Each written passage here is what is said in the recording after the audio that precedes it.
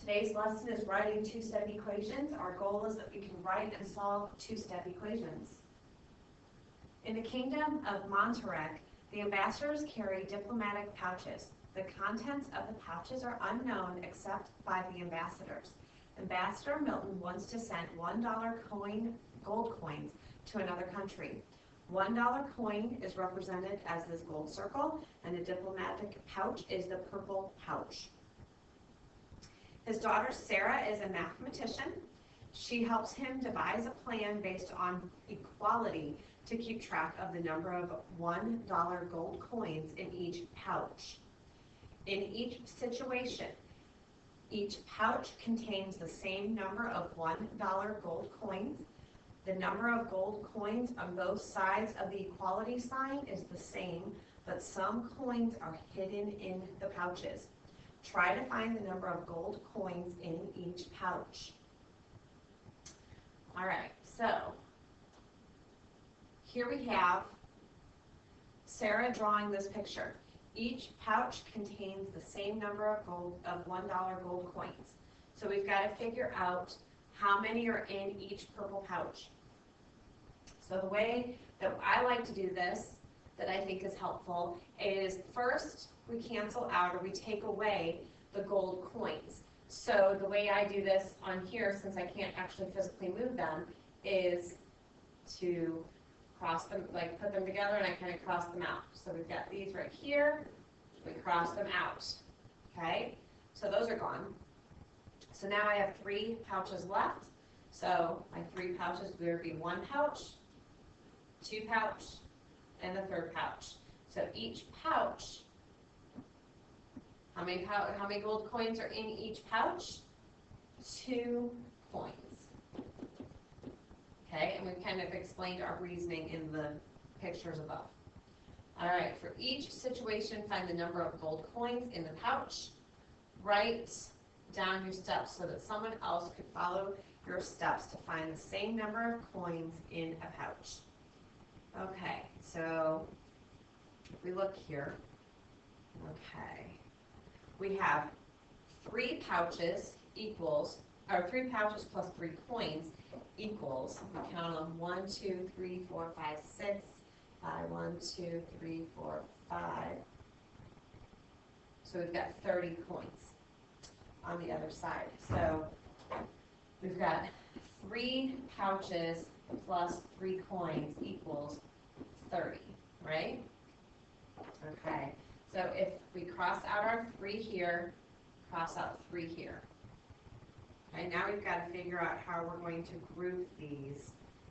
So we've gotten rid of our 3, we've subtracted 3 on both sides. We're now left with 30 pouches and 27 coins. So if I'm going to group these, we try to figure out how many would be in each pouch. So 1, 2, 3, 4, 5, 6, 7, 8, 9 in one, and 1, 2, 3, 9 in another, and 9 in the third. So each pouch contains 9 coins.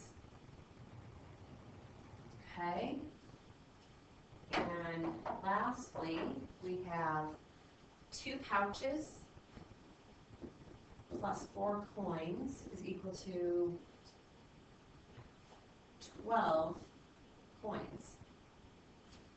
Okay, so we're going to get rid of 4 here and 4 here, leaving us with 2 pouches and 8 coins.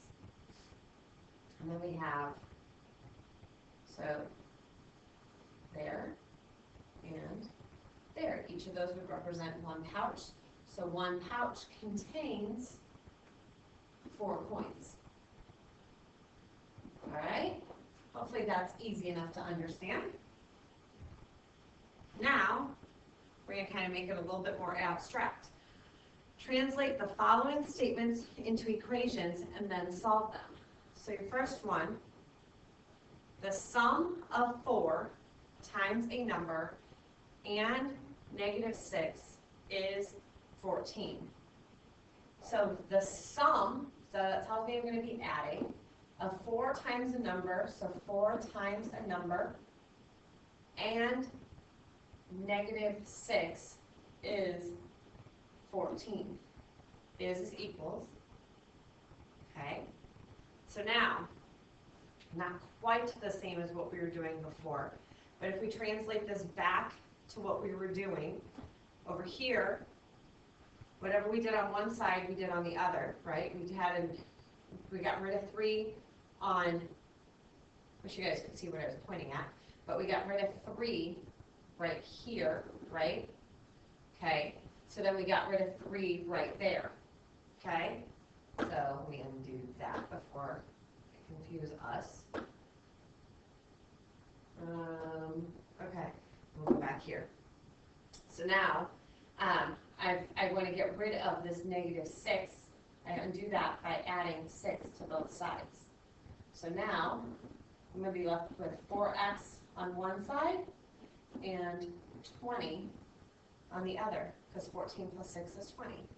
Now, I want to divide up, and this is where I'm splitting my pouches, okay?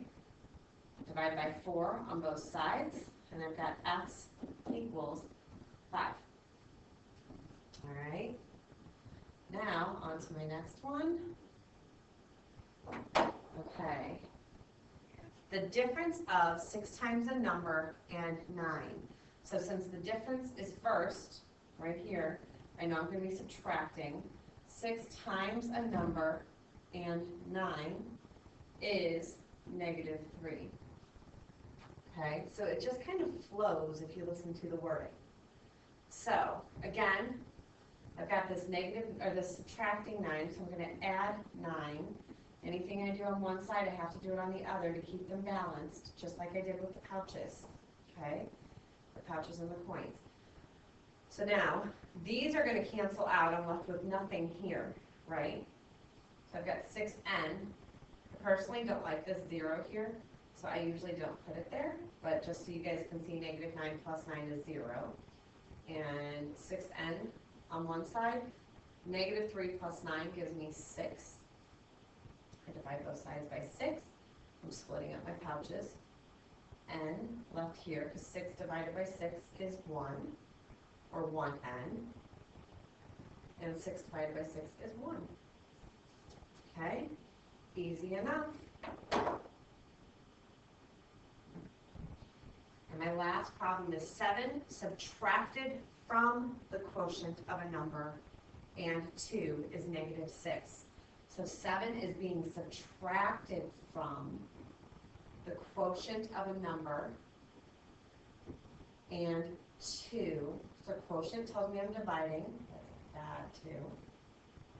Alright, so quotient is division, the number and 2, so the number comes first and then the 2, and is negative 6.